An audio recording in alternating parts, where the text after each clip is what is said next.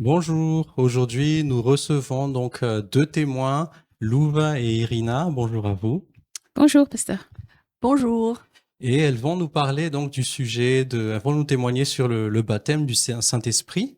Alors je voudrais juste dire en introduction que c'est une expérience qui est nécessaire pour marcher dans une vie chrétienne victorieuse. Et d'ailleurs, la Bible nous montre que c'est un sujet d'enseignement en fait qui fait partie des fondements, un des fondements de l'enseignement relatif au Messie, relatif au Christ. Et juste pour vous donner une idée, pour ceux qui connaissent vraiment pas, on va dire que le baptême du Saint-Esprit, un peu comme un baptême de l'air, c'est la première fois qu'on prend l'air, mais ça nous empêche pas de reprendre l'air d'autres fois. Mais le baptême du Saint-Esprit aussi, c'est la première fois où le Saint-Esprit va descendre sur nous, va nous remplir, il va y avoir des manifestations donc du Saint-Esprit, et ça nous empêche pas que à d'autres moments de notre vie que le Saint-Esprit descende encore sur nous et qui nous remplisse. Donc on va commencer par Louve. Est-ce que tu veux bien nous raconter comment ça s'est passé pour toi, le baptême du Saint-Esprit?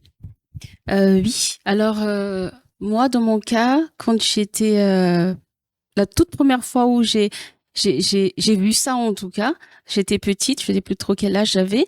C'est ma mère qui m'a emmenée dans une église où il y avait des personnes qui pratiquaient ça. Enfin, moi, je voyais ça comme ça à l'époque, en tout cas. Alors, cette église-là a fait beaucoup c'est-à-dire que les gens n'étaient pas forcément d'accord avec ça. Moi-même, je ne savais pas, en fait, quelle position. En tout cas, je voyais ça. Tu Et veux parler du parler en langue quand tu du dis la parler en langue. pratique? Oui. Oui. Et je comprends pas forcément ce que c'est. Je sais que les gens le faisaient tant que ça m'arrivait pas à moi. Ça me dérangeait pas d'entendre les gens le faire jusqu'à un soir où parce que du coup à ce moment-là chez nous à la maison, ma mère nous demandait qu'on fasse un temps de prière tous ensemble le soir. Ben je me suis mise à parler en langue. Mm. Mais je comprenais pas ce qui m'arrivait. Dans ma tête même, c'est peut-être diabolique. Enfin, je sais pas du tout ce que c'est. Du coup, c'est quelque chose qui me faisait peur. Et j'ai jamais recommencé depuis. Il faut savoir que moi, j'ai reçu une éducation où tous les dimanches on allait à l'église, mais je ne croyais pas en Dieu en fait. Je le faisais parce qu'on me demandait de le faire. Et donc quand je suis arrivée en France et que j'avais cette liberté de choisir ce que je veux finalement, ben, j'ai complètement assumé le fait de ne pas croire en Dieu. J'ai arrêté d'aller à l'église et c'est beaucoup plus tard quand j'ai donné ma vie à Jésus. C'est là en fait où j'ai reçu un enseignement Oui. comme je disais tout à l'heure, ça fait partie des fondements, Oui. vraiment. Et c'est là que j'ai mieux compris c'est quoi le baptême du Saint-Esprit, dont le parler en langue est une manifestation Oui, tout du à fait. baptême du Saint-Esprit. Et c'est seulement en comprenant ce que c'est réellement que là, du coup, j'avais soif de l'avoir, de vivre ça, parce que je comprends l'intérêt pour moi par rapport à ma vie spirituelle, tout ce que ça va m'ouvrir, comme ce que ça va m'apporter, en fait, et tout simplement de comprendre ce que c'est. Mais sans cet enseignement-là, c'est vrai que c'est quelque chose que je ne comprenais pas, que je ne voulais pas vivre. Je pensais même que c'était diabolique. Oui, oui. Donc je disais que je croyais pas en Dieu, mais quand même je me suis dit, enfin, en fait, si on pense que le diable existe, c'est que forcément Dieu existe aussi. Mais bon, ça c'est encore une autre histoire. Et et donc, à partir du moment où je voulais ça, j'avais soif de ça, c'est là où je me suis mise vraiment à chercher et je priais beaucoup pour le recevoir quand j'ai compris que ça ne dépendait pas de moi. C'est pas parce que je dois faire quelque chose Mhm. que Jésus souhaite me le donner et à moi juste de recevoir. Et à un moment donné, au bout de quelques mois de prière, j'ai rêvé une nuit que je parlais en langue, que je recevais le baptême du Saint-Esprit, mais c'était dans un rêve. Alors j'étais un peu déçue quand je me suis réveillée le matin, mais j'ai continué j'ai persévéré dans la prière. Alors je suis passée par beaucoup d'étapes. Autant c'était clair pour moi ce que c'était plus dans le doute de est-ce que c'est bon ou pas bon. Ça je savais très bien, mais du coup c'était d'autres choses encore, une sorte d'incrédulité. Est-ce que je fais pas bien les choses? Comment ça se fait que je ne le reçois pas? Donc il y avait juste un jour où c'était, on allait changer d'année. J'ai dit non, mais là, non, je n'accepte plus en fait. Je veux pas passer une nouvelle année encore et que je reçois toujours pas le baptême. J'ai fait une prière un soir où vraiment j'ai dit et je pense que avec le recul maintenant, c'était vraiment peut-être la première prière vraiment avec foi où vraiment je dis non, cette fois-ci je veux le recevoir. C'est comme si je donnais pas d'autres possibilités finalement. C'est pas est-ce que je vais l'avoir encore ou pas, parce que les autres fois c'était un peu ça. Et ben ça s'est passé cette nuit-là où j'étais réveillée en pleine nuit. Et je commençais à parler en langue. Enfin, il y avait toute une manifestation où, enfin, c'est comme si j'étais couverte d'une couverture toute chaude. Il y avait une présence douce. C'était tellement bien. Et je parlais, et je parlais en langue. D'accord. Bah c'est très intéressant ce que tu dis dans le sens où, en fait, du coup, ce parcours, cette attente, c'était surtout pour aboutir, en fait, à une foi où il y a plus de doute. C'est ça, c'est la exactement. construction de ta foi.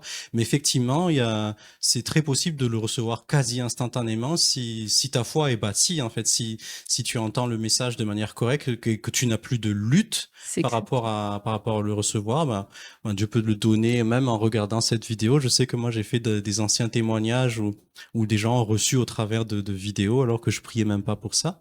Donc, merci beaucoup pour ce témoignage. Tu as partagé aussi un petit peu ton ressenti comme une couverture qui t'a revêtu. Et il y avait la douceur, et tu sais, il y a le fruit de l'esprit qui accompagne ça. Des fois, les gens, ils ressentent aussi de la joie, de la paix. Et en même temps que le fruit, il y a aussi des manifestations, donc y compris le parler en langue. Hein, c'est tout à fait scripturaire. Hein, c'est ce qui s'est passé le jour de la première Pentecôte. L'esprit est descendu et puis ils furent tous remplis et ils se sont mis à parler en d'autres langues. Excellent, excellent, gloire à Dieu. On va demander aussi à Irina de nous partager. Pour toi, Irina, comment ça s'est passé? Est-ce que tu as eu aussi un parcours de bâtir ta foi pour pouvoir le recevoir? Comment ça a été pour toi? Oui, bah déjà, gloire à Dieu pour ton témoignage, Louvre. C'est toujours édifiant d'écouter encore. Voilà. Sinon, pour moi, en fait, il n'y avait pas un parcours du tout. Puisque j'étais donc, je disais, dans une église protestante réformée. Il faut savoir que dans une église protestante réformée, en fait, on parle pas du baptême du Saint-Esprit et tout ça parce que c'est l'équivalent du FTKM, voilà, à Madagascar. Et du coup, en fait, il y avait dans cette communauté-là, il y avait des frères et sœurs en Christ nés de nouveau qui priaient en langue. Mais moi, je savais pas ce qu'ils faisaient, je comprenais pas. Je me disais, mais qu'est-ce que c'est tout ça? Et aussi, j'étais comme Lou, je dis, mais peut-être que c'est diabolique parce qu'on ne nous enseigne pas, on ne nous explique pas, mais tu es là, tu entends et tout ça. Bon, mais ça te donne pas envie, quoi. Et à un moment donné, en fait, j'avais cette soif en moi, et je crois que cette soif, en fait, c'est le Seigneur qui le met en nous, parce que comme il est prévu que nous croissions, que nous soyons dans une croissance spirituelle, je crois que le Saint-Esprit a mis en moi cette soif de le chercher, de le chercher. Et du coup, je me suis mise à le chercher, et à cette époque, en 2015, j'étais connectée avec une nièce en fait qui était née de nouveau, qui témoignait de ça. Comme j'avais vu son témoignage avant, après, et tout ça, j'ai dit mais vraiment le Seigneur agit. Et je lui dis où est-ce qu'elle allait prier. Elle disait qu'elle allait dans une cellule de prière le vendredi soir. Et que c'était ouvert en fait si on voulait y aller. Et moi je dis je veux y aller parce que je voulais vraiment voir le contexte qui a fait qu'elle a été sauvée, qu'elle a été qu'elle est née de nouveau. Et donc je me suis préparée.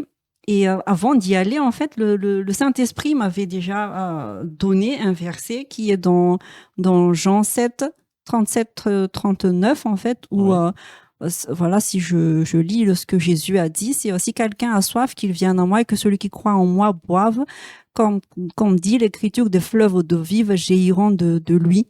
En disant cela, il faisait allusion à l'Esprit que devaient recevoir plus tard ceux qui croiraient en lui.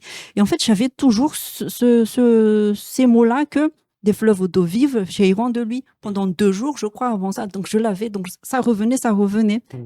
Et je pense que ça me mettait dans des prédispositions, dans des dispositions à recevoir le baptême du Saint-Esprit. Et le vendredi, donc j'y suis allée. On était donc il y avait les personnes qui accueillaient et puis il y avait deux autres sœurs en Christ qui étaient là, donc on était vraiment en toute intimité et ils ont expliqué que dans cette cellule là en fait le Saint-Esprit agissait librement et que il venait sur qui il voulait en fait et que c'était vraiment spécifique pour il voyait des baptêmes de Saint-Esprit presque quasi à chaque cellule. D'accord. Et donc, j'y suis allée et personne ne m'a imposé les mains, personne n'a prié pour moi, mais on était dans un temps de louange et d'adoration. Et à un moment donné, en fait, je sentais quelque chose qui montait en moi et qui sortait, et ça sortait, et ça sortait. Et du coup, en fait, c'était vraiment le fleuve d'eau vive qui jaillissait de moi. Et du coup, c'était littéralement, oui. Et je me suis mise à parler en langue. Ouais. Et c'est comme ça que j'ai reçu le baptême du Saint-Esprit. Et juste, en fait, c'est que je rends gloire à Dieu pour cela, pour ce parcours, en fait, mais c'est après que j'ai compris qu'est-ce que c'est. Et c'est vrai que je me dis, mais c'est important d'être enseigné. Oui, vraiment, oui, ça, tout à c'est fait. quelque chose qui est important parce que ça t'arrive et tu comprends pas et tu sais pas qu'est-ce que tu fais avec, mais juste tu reçois. Merci Seigneur. Mais il reste toujours cette soif de et après, et après, et après. Je vais rajouter un autre témoignage, en fait, sur du coup le Saint-Esprit qui vient sur moi. Donc ça, c'était le Saint-Esprit qui m'a baptisé. Donc le baptême est fait. Mais après, il y a toujours cette soif. Et il est venu une deuxième fois encore de manière marquée sur moi. Et c'était aussi dans un cellule de prière, en fait, où il y avait vraiment la présence de Dieu. Et j'avais ressenti ça. Et le lendemain, il y avait une colombe blanche qui était arrivée là où, dans mon logement, sur le balcon. Je dis, mais c'était le lendemain. Je dis, mais qu'est-ce qu'elle fait là? C'est parce que ça arrive ça n'arrive jamais. Jamais. Il n'y avait jamais ni un pigeon, ni quoi que ce soit. Mais le lendemain, il y avait une colombe blanche qui était là et qui est rentrée par la fenêtre et qui voulait pas partir. Elle était là, elle restait là et tout ça. J'ai dit, ok. Mais je crois vraiment que c'est un clin d'œil de Dieu, en fait. C'est très symbolique, en tout Oui, cas. voilà. Et après cette expérience-là, en fait, j'étais vraiment convaincue qu'il y avait l'onction derrière, puisque après cela, en fait, j'étais partie prier pour les malades et tout ça. Donc, tu as vécu voilà. d'autres manifestations de l'esprit. Voilà. Oui, c'est vrai. Merci beaucoup pour ton témoignage, Irina. C'est vrai que c'est très important d'être enseigné. Donc, toi, Louva, tu avais d'abord, tu l'avais vu d'abord par être pratiqué, être vécu et pratiqué par d'autres personnes. Ensuite, tu as donné ta vie au Seigneur. Tu as été enseigné et tu as eu soif et tu l'as vécu. Ça, toi, ça a été dans cet ordre. Toi, ça a été donc, tu as eu soif, tu l'as vécu et tu as été enseigné. Dans tous les cas, c'est important d'être enseigné puisque, au final, c'est l'enseignement de la parole vivante et en accord avec les Écritures, du coup, qui vont nous permettre de bâtir notre foi, en fait. Et c'est vrai que il s'agit pas seulement de le lire, hein, puisque Jésus a dit, vous recevrez une puissance, le Saint-Esprit survenant sur vous, et vous serez mes témoins. Donc le but du Seigneur lorsqu'il va donner le Saint-Esprit qui est déversé sur nous, c'est de nous revêtir de puissance. En fait, ça me fait penser à ce ressenti que tu avais d'une couverture qui te revêt. Il s'agit du revêtement du Saint-Esprit. Et cette puissance va pouvoir te permettre de témoigner de Jésus, non pas donc avec juste des mots, on va dire, qui peuvent être faibles, mais quand tu ouvres la bouche et que tu es revêtu de puissance, que tu rends témoignage de Jésus, tu vas voir qu'il y a une grande différence en fait. Une grande différence quand tu es donc revêtu de cette puissance du Saint-Esprit, quand tu es baptisé du Saint-Esprit et que tu t'entretiens dans cette plénitude de l'Esprit.